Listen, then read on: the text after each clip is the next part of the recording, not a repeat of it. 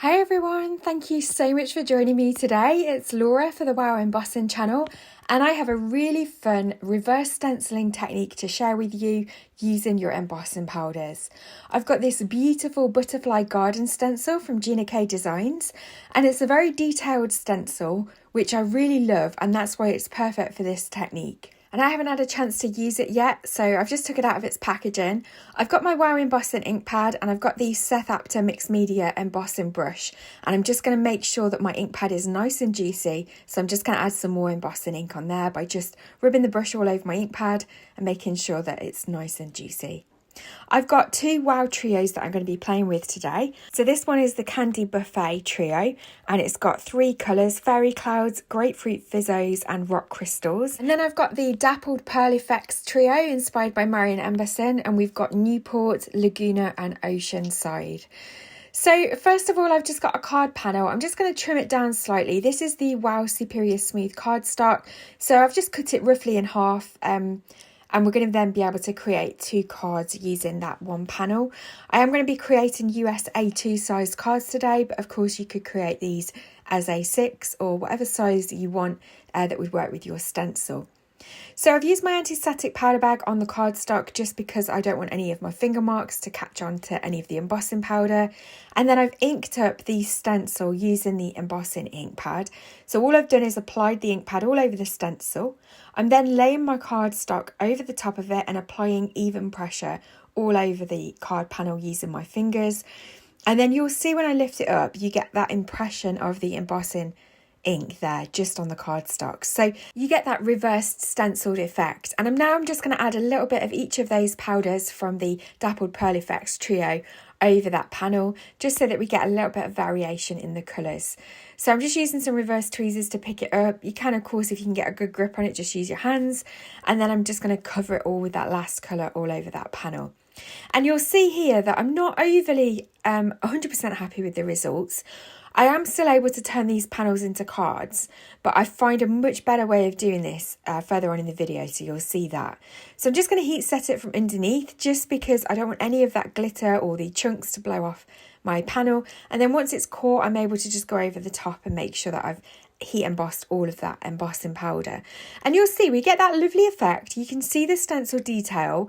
It's not overly crisp, but it is there, and it does make for a lovely effect. So I give it another go, and I just try this time to use my brayer to ensure that I get more pressure all over the card panel. So I'm just laying my cardstock over the stencil there. I'm just putting a piece of copy paper over the top so that I don't get sticky fingers, and then I'm just using my brayer to roll that all over it. And it does make a little bit of a difference, but still I'm not overly happy with the results. I really wanted this to be a lot crisper.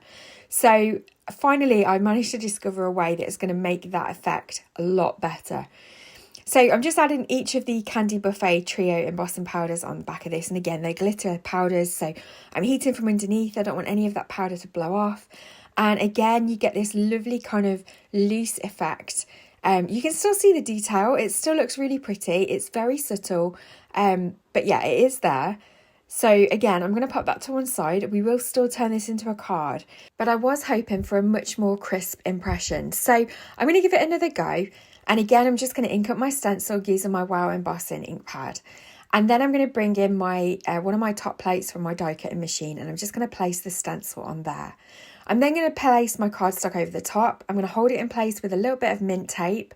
And then I'm going to go ahead and run it through my die cutting machine. So all I'm doing is using the standard plates, run it through the die cutting machine. And you can see instantly that there's a lot more embossing ink that's transferred here. So again, I'm just going to add embossing powder all over the panel. I've just stuck with one colour here, and you can see, look at that. It's a much crisper impression. We've got a lot more embossing powder on there. So yeah, that definitely worked. So I'm just going to put all the excess powder back in the pot, and then I'm going to go ahead and again, we're going to heat set it from underneath.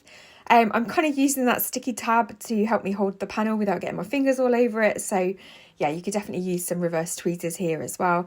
And as you can see, when the powder starts to melt, it just changes colour slightly and the glitter starts twinkling at you. So that's when you know that it's heat set. So I just finished it off on the top and look at the shine. I was so pleased with this. And I just think it opens up a whole new world of possibilities with your stencils and your embossing powders, because sometimes you get a stencil and the intricate design is so pretty. And then when you ink blend over the stencil, maybe you're thinking, oh, I wished it was the other way around and I had that detailed bit as the stenciled part. So this is a great way of being able to get that impression from your stencils and use your embossing powders at the same time. So I'm doing it again. I'm just going to go ahead and make the same panel again. This time I'm going to use the Newport Laguna and Oceanside trio, and we will mix the embossing powders for this one. I just think mixing your powders like this, it just gives a lovely effect. So add a couple of the colours first and then go over it last, all the panel with the other embossing powder. And then again, I'm going to heat set from underneath, and you can see that we've got a lovely impression here again. So yeah, I was really happy with how this turned out, and I just think the stencil's beautiful as well. So there's my second panel finished. So I'm going to show you now how I've turned all 4 of these panels into cards. So even the 2 that I wasn't overly happy with, I was still able to use and turn into cards. So I've just added a matte layer of turquoise green cardstock here, and then I'm just going to mount that onto my top folding A2 card blank. I've then got this sentiment from Concord and 9th that says "so grateful," and I'm going to attach it to the shadow layer in the same green cardstock, and then I've used metallic gold cardstock for the sentiment. I'm just using my magnets just to hold that in place while the glue grabs, and then I can go ahead and add a little bit of foam tape to the back of that and then pop that on my card. So I really wanted the stenciled backgrounds to shine here. I didn't want to take away from the background, so I have kept the cards relatively simple. I've just added a little gold butterfly there and then a few little clear gems to finish, and that is the first card created. For the second card, again, I'm using this More to Say die set from Concord and 9th. So I've got the Thanks So Much there from holographic cardstock, and then the shadow layer in some purple cardstock. And again, I'm just matting and layering this down to another piece of purple cardstock, attaching it to my card blank, and then using some double-sided foam tape just to attach the sentiment right in the centre of the card panel. And then again, I'm just adding a few little gems just to finish, because I really just don't want to take away from the backgrounds and the embossing powders. So sometimes it's just nice to keep the finished cards simple so that all that hard work of the embossing powder that you've created really shines through. For the third card, I'm using this Little Blooms die set from Spellbinders. These are really tiny floral dies, and because these backgrounds were a lot more subtle for these last 2 cards, I have added a little bit of extra detail.